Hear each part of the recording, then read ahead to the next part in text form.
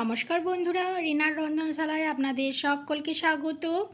আজ আমি আপনাদেরকে গরুর দুধ আর ময়দা দিয়ে দারুণ টেস্টি একটা মিষ্টি বানিয়ে দেখাবো।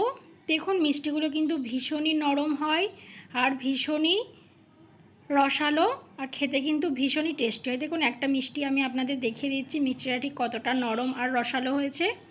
দেখুন, দেখলেই কিন্তু আপনারা বুঝতে পারবেন। তাহলে চলুন দেখে নিন রেসিপিটা আমি কিভাবে তৈরি করি এই মিষ্টিগুলো। দেখুন, তার জন্য একটা বাটিতে আমি প্রথমে চায়ের কাপের 1 কাপ ময়দা আর হাফ কাপ গুঁড়ো দুধ নিয়ে নিলাম।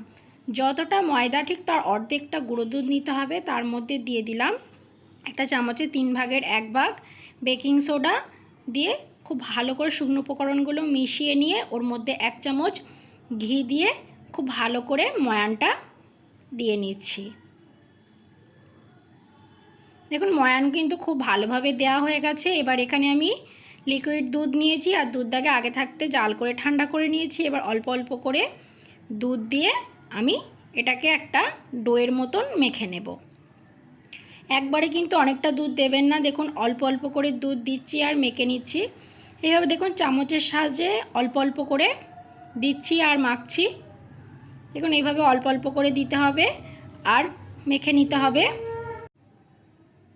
দেখুন, অল্প অল্প করে দুধ দিয়ে এইরকম সফট আর চটচটে একটা ডো রেডি করে নিয়েছি। ডোটা যেন খুবই সফট হয়। এবার এটাকে ঢাকা দিয়ে আমি 10 মিনিটের জন্য রেস্টে রেখে দেব। দেখুন, ফিরে এলাম 10 মিনিট পর। এবার আমি ঢাকাটা খুলে নিচ্ছি। এটা দেখুন আর কিন্তু অতটা চটচটে নেই, হাতে কিন্তু আর লেগে যাচ্ছে না। তাও আমি হাতে একটু তেল মাখিয়ে নিয়ে এটাকে আর একবার মসৃণভাবে মেখে নেব। দেখুন, খুব মসৃণভাবে আমি এটাকে একটা ডো রেডি করে নিয়েছি। এবার যে রুটিওয়ালা চাকি বেল্লাগুলো থাকে সেগুলো নিয়েছি। তার উপরে সামান্য আমি একটু তেল খুব ভালো করে মাখিয়ে নিচ্ছি। আর যে বেল্লাটা আছে তার মধ্যেও কিন্তু আমি তেল মাখিয়ে নিচ্ছি। এবার যে ডোটা আমি রেডি করে রেখেছিলাম সেটা এইভাবে নিয়ে এর মধ্যে এইভাবে হালকা করে প্রেস করে আমি বেলে নিচ্ছি। দেখুন, ঠিক এইভাবে করে বেলে নিতে হবে আর একটু মোটা করে বেলতে হবে যাতে চারিধারটা সমান হয়। আমি সেই জন্য একটু বেল্লা দিয়ে এইভাবে বেলে নিচ্ছি। দেখুন, ঠিক এইরকম মোটা থিকনেসের রেখে আমি এটাকে এইভাবে বেলে নিয়েছি। এবার মিষ্টির শেপগুলো দেওয়ার জন্য একটা ছুরি নিয়েছি। প্রথমে এর চারি সাইডটা আমি দেখুন এইভাবে কেটে দিচ্ছি, দিয়ে এটাকে একটা চৌকো শেপ দিয়ে নেব। দেখুন, ঠিক এইভাবে করে করে আমি চারিধারের যে অংশগুলো আছে সেইগুলো আমি কেটে এক সাইডে রেখে দিচ্ছি। এগুলো কিন্তু আমরা ফেলে দেব না, আবারও ওইগুলো দিয়ে আমি মিষ্টি বানিয়ে নেব। দেখুন, প্রথমে সমান করে চারু সাইডটা কেটে দিয়ে আমি এটাকে একটা চৌকো শেপ দিয়ে নিলাম। এবার এরকম লম্বা লম্বা করে 3টে ভাগে আমি ভাগ করে নিচ্ছি।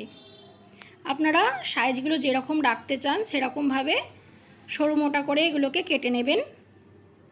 আমি দেখুন এগুলোকে একটু ছোট ছোট করেই কাটছি, কারণ এগুলো যখন রসে দেব তখন কিন্তু অনেকটাই ফুলে বড় হয়ে যাবে।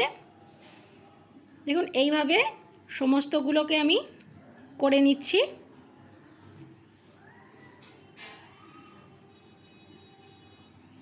আর যে সাইডের অংশগুলো ছিল সেগুলোকেও আবার একটা গোলা করে নিয়েছি, দিয়ে আবারও এটাকে বেলে ওর থেকে করে নিয়েছি। দেখুন, সমস্তগুলো কিন্তু আমি এইভাবে করে নিয়েছি।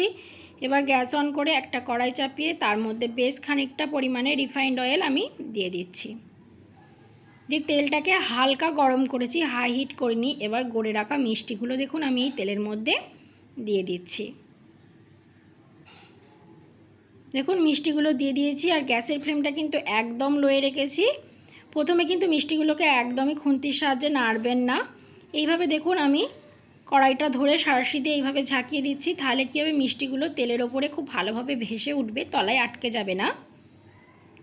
দেখুন, যখন মিষ্টিগুলো ভেসে উঠবে আর একটা দিক এইরকম হালকা কালার চলে আসবে তখনই কিন্তু আমি খুন্তির সাহায্যে মিষ্টিগুলোকে উল্টে দিচ্ছি। এইভাবে উল্টে পাল্টে মিষ্টিগুলোকে আমি কিন্তু লাল লাল করে ভেজে নেব। আর গ্যাসের ফ্লেমটা কিন্তু অবশ্যই লোয়ে রাখবেন, নাহলে কিন্তু ওপর থেকে কালার চলে আসবে আর ভেতরগুলো কিন্তু কাঁচা থেকে যাবে। আর দেখুন মিষ্টিগুলো ঠিক কতটা ফুলে উঠেছে। দেখুন মিনিট 3 সময় নিয়ে গ্যাসের ফ্লেমটা লো টু মিডিয়ামে রেখে মিষ্টিগুলোকে আমি এরকম লাল লাল করে ভেজে নিয়েছি। এবার একটা স্ট্রেনারের সাহায্যে তেল ঝরিয়ে এগুলোকে উঠিয়ে নিয়ে বাকি মিষ্টিগুলোও কিন্তু আমি ঠিক সেমভাবে ভেজে নেব। সমস্ত মিষ্টিগুলো ভেজে নিয়ে এধারে দেখুন একটা আমি ফ্রাই প্যান চাপিয়ে দিয়েছি, তার মধ্যে আমি 1 কাপ চিনি দিয়ে দিচ্ছি আর আমি দিয়ে দিচ্ছি 1.5 কাপ জল। দিয়ে জল আর চিনিটাকে খুব ভালোভাবে গুলে যাওয়া পর্যন্ত অপেক্ষা করতে হবে। দেখুন আমি একটু নাড়াচাড়া করে দিচ্ছি আর এই সময় গ্যাসের ফ্লেমটা হাই রেখেছি যাতে এটা খুব তাড়াতাড়ি ফুটে ওঠে। দেখুন জল আর চিনিটা কিন্তু খুব ভালোভাবে মিশে গেছে, এর থেকে আর বেশি এটাকে ফোটাবো না। এই অবস্থাতেই কিন্তু আমি ভেজে রাখা মিষ্টিগুলো এর মধ্যে দিয়ে দেব। দেখুন সমস্ত মিষ্টিগুলো দিয়ে আমি একটু নাড়াচাড়া করে দিচ্ছি। এইভাবে নাড়িয়ে চাড়িয়ে দিয়ে এবার গ্যাসের ফ্লেমটা একটু মিডিয়ামে করে দিয়ে এটাকে ঢাকা দিয়ে আমি 7 থেকে 8 মিনিট মতন খুব ভালোভাবে জাল করে নিয়েছি। দেখুন এইভাবে 7 থেকে 8 মিনিট জাল করে নিলেই কিন্তু মিষ্টিগুলো খুবই সফট আর নরম হয়ে যাবে। তখনই গ্যাসের ফ্লেমটা বন্ধ করে এটাকে ঢাকা দিয়ে 1 ঘন্টার জন্য রেখে দেবো। দেখুন 1 ঘন্টা পর দেখুন মিষ্টিগুলো ঠিক কতটা নরম তুলতুলে হয়ে গেছে। দেখুন ঠিক এইরকম নরম তুলতুলে আর রসালো হয়ে গেছে।